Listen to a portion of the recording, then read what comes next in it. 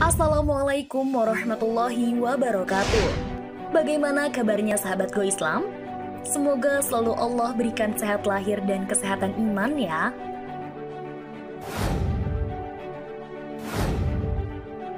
Sahabat, kita sudah memahami kalau jimat adalah kesyirikan dan tidak diperbolehkan seorang muslim menggunakannya atau meyakini jimat bisa membawa keberuntungan dan menjauhkan dari bahaya.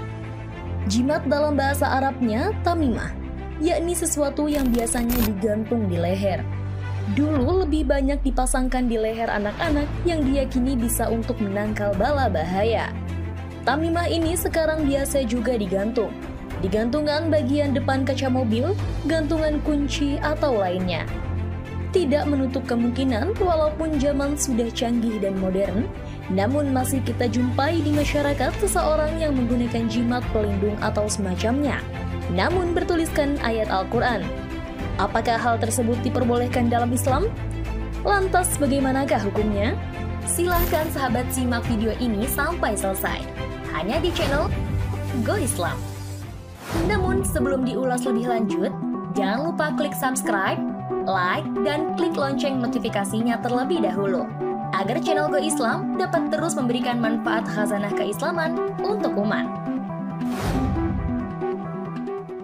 Sahabat, sekarang kita akan mengulas bagaimana jimat dalam Islam dan bagaimana jika jimat tersebut bertuliskan ayat Al-Quran, hukum mengenakan jimat dan jenis-jenisnya. Hukum mengenakan jimat dalam Islam sudah tidak diragukan lagi, yakni haram. Karena dengan mengenakan dan meyakini jimat apapun bentuknya sebagai pelindung, maka sama saja dengan berbuat syirik kepada Allah Subhanahu wa Ta'ala. Nauzubillahi min zalik. Dalil-dalil yang menyatakan hukumnya pun sudah banyak disampaikan. Dari Ibnu Mas'ud radhiyallahu anhu, ia berkata, "Aku telah mendengar Rasulullah Shallallahu alaihi wasallam bersabda, sesungguhnya jampi, jimat, dan tiwalah adalah syirik." Hadis riwayat Bukhari. Dan sabda Rasulullah Shallallahu alaihi wasallam, "Barang siapa menggantungkan jimat, maka ia telah melakukan syirik." Hadis riwayat Abu Daud Sahih. Al-Imam Ahmad rahimahullah juga meriwayatkan melalui jalan lain dari Uqbah bin Amir dengan lafaz, "Barang siapa menggantungkan tamimah atau jimat, maka ia telah berbuat syirik." Dan banyak hadis-hadis lainnya yang semakna dengan ini. Sedang tamimah itu maknanya adalah sesuatu yang digantungkan pada anak-anak atau orang lain dengan tujuan menolak bahaya mata hasad, gangguan jin, penyakit, atau semacamnya. Sebagian orang menyebutnya sebagai hirzan atau penangkal, dan sebagian lagi menamainya dengan jamiah. Jenis jimat secara umum diketahui terbagi jadi dua. Satu, yang terbuat dari nama-nama setan, dari tulang, dari rangkaian mutiara atau rumah kerang, paku-paku, simbol-simbol yaitu huruf-huruf yang terputus-putus atau semacamnya.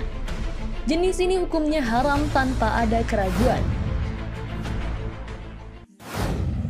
Dan itu merupakan salah satu bentuk syirik kecil berdasarkan hadis-hadis tadi serta berdasarkan hadis yang semakna dengannya.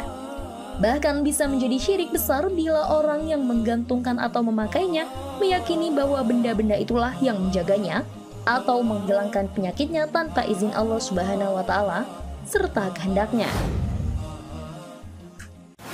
Kedua, sesuatu yang berasal dari ayat-ayat Al-Quran atau doa-doa dari Nabi Shallallahu alaihi wasallam dan semacam itu dari doa-doa yang baik. Untuk jenis ini para ulama berbeda pendapat. Sebagian mereka memperbolehkannya dan mengatakan bahwa hal itu sejenis dengan ruqyah atau jampi-jampi yang diperbolehkan. Pendapat ulama mengenai jimat yang bertuliskan ayat Al-Quran. Pertama, keumuman hadis-hadis yang melarang jimat-jimat dan yang memperingatkan darinya serta menghukuminya bahwa itu adalah perbuatan syirik, sehingga tidak boleh mengkhususkan sebagian jimat untuk diperbolehkan, kecuali berdasarkan dalil syar'i yang menunjukkan kekhususan. Adapun tentang ruqyah, maka hadis-hadis yang sahih menunjukkan bahwa jika dari ayat-ayat Al-Quran dan doa-doa yang sesuai dengan anjuran serta sunnah Nabi, maka itu diperbolehkan. Dengan catatan menggunakan bahasa yang diketahui maknanya serta yang melakukan ruqyah tidak bersandar pada ruqyah tersebut, dan ia hanya meyakini itu sebagai salah satu sebab Hal ini berdasarkan sabda Nabi Shallallahu Alaihi Wasallam. Tidak mengapa dengan ruqyah selama itu tidak termasuk dari syirik. Dan Nabi sendiri pernah melakukannya serta sebagian sahabatnya juga pernah melakukannya. Nabi Shallallahu Alaihi Wasallam bersabda, tidak ada ruqyah melainkan dari gangguan mata hasad atau sengatan serangga berbisa. Kedua, menutup pintu-pintu menuju perbuatan syirik. Ini termasuk salah satu perkara penting dalam syariat. Dan sebagaimana diketahui, jika jimat-jimat dari ayat-ayat Al-Quran dan doa-doa yang mubah termasuk perbuatan yang diperbolehkan, maka akan terbuka pintu syirik serta akan menjadi rancu antara tamimah yang boleh dan yang dilarang, serta akan terhambat pemilahan antara keduanya, kecuali dengan rumit. Maka wajib menutup pintu ini dan menutup jalan menuju kesyirikan. Pendapat inilah yang benar karena kuatnya dalilnya. Juga perkataan Ibrahim An-Nakhai rahimahullah yang berbunyi, mereka para sahabat dan tabi'in membenci segala jenis jimat, baik jimat yang berasal dari Al-Quran apalagi yang selain dari Al-Quran. Hadis riwayat Ibnu Abi Syaibah, sanadnya sahih. Demikian juga Syekh Abdul Aziz bin Baz menjelaskan bahwa telah ma'ruf bahwa sahabat dan salaf dahulunya tidak membolehkan hal ini.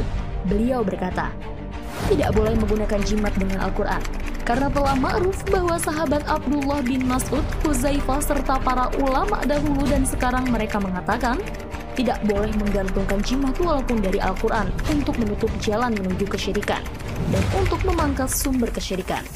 Majmu' Fatwa 1 dari 51. Sahabat, dari dalil-dalil yang sudah disebutkan maka jelaslah larangan mengenai menggunakan jimat, meskipun dari bacaan Al-Quran.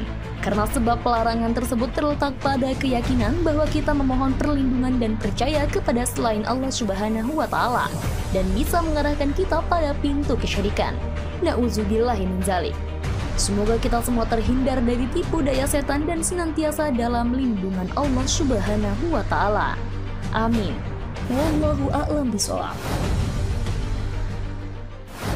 Sahabat Go Islam, jika video ini memberikan manfaat, jangan lupa untuk share ya, agar kita ikut menyebarkan kebaikan. Karena kata Rasulullah, barang siapa menunjukkan manusia kepada kebaikan, maka ia memperoleh pahala seperti pahala orang yang melakukannya. Hadis riwayat Muslim. Wassalamualaikum warahmatullahi wabarakatuh.